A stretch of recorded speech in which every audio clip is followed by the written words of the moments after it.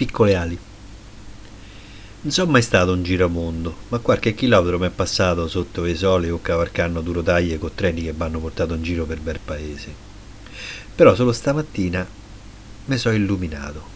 Stavo sul diretto per Bari e stavo a pensare, da Caserta o a fra mezza la pianura padana, a fianco al limpido mare di Puglia, invece che sui freddi lungomari piemontesi, la distanza fra i posti è l'unica differenza che puoi trovare nell'Italia.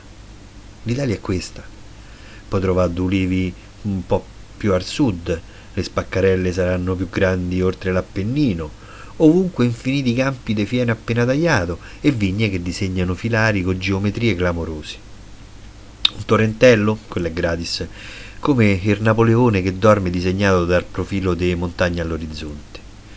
Ma arrivo solo col pensiero di dove sto andando. Sto accompagnando mio figlio verso il primo lavoro della vita sua. 5 mesi su una nave. Lui sì, a esplorare, vedere, capire, imparare. O questo è quello che almeno posso sperare per lui.